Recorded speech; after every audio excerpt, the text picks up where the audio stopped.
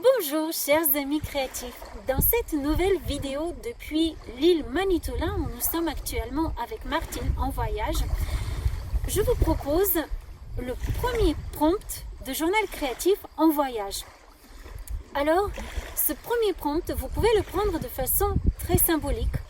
Vous n'êtes pas obligé de représenter quelque chose de réaliste ou à vous prendre un petit peu comme dans les carnets de voyage de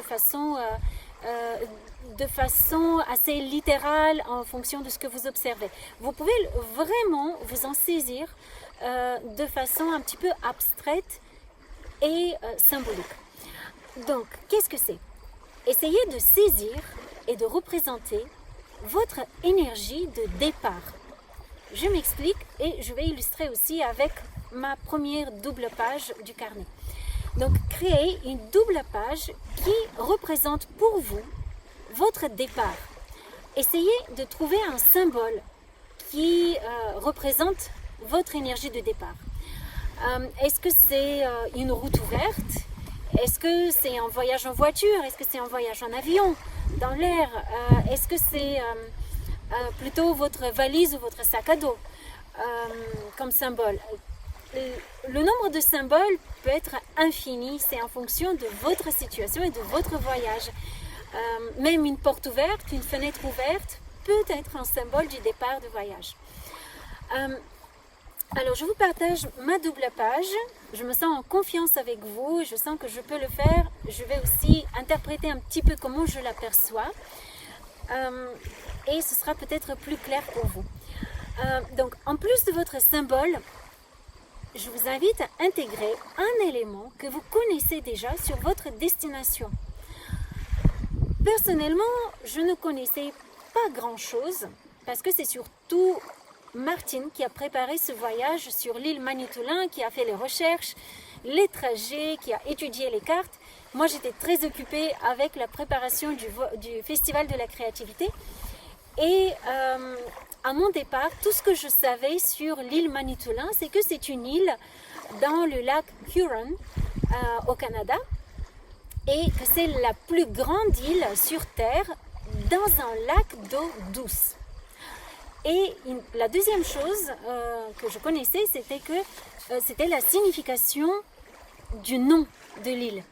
Donc pour les peuples premiers, pour les Premières Nations Anishinaabe de cette île, le nom veut dire l'île du Grand Esprit.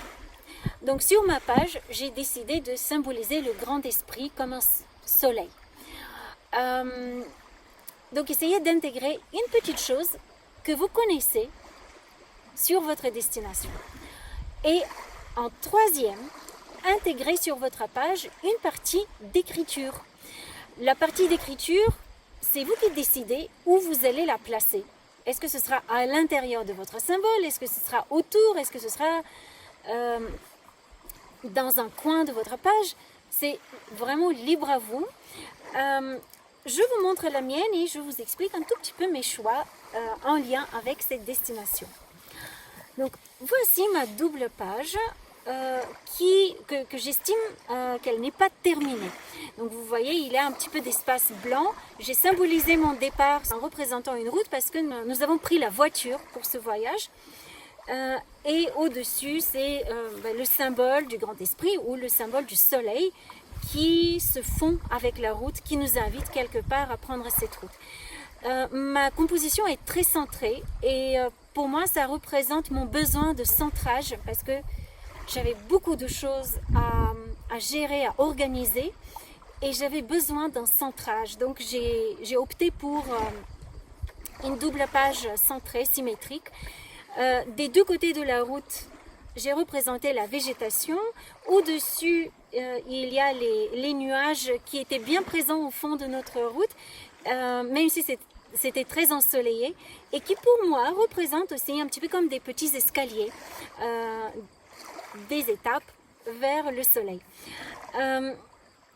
L'écriture, j'ai choisi de faire de l'écriture croisée, de l'écriture illisible, du fait du croisement. Donc il y a des lignes horizontales et des lignes verticales qui se croisent et qui créent cette texture, mais à la fin c'est pas vraiment quelque chose de lisible, hein. Et où j'ai exprimé surtout mes questionnements, j'avais plein de questionnements, un brin aussi de cogitation, parce que j'avais déjà l'intention de vous proposer cette série de vidéos, mais je ne savais pas encore exactement comment j'allais la nourrir et qu'est-ce que j'allais vous proposer pour que ce soit intéressant pour vous et pour que vous puissiez vous saisir dans vos propres voyages. Donc à ce moment-là, je fais cette vidéo un peu rétroactivement parce que nous sommes déjà, ça fait déjà 3 jours que nous sommes sur l'île Manitoulin, donc j'ai fait cette page le tout premier jour.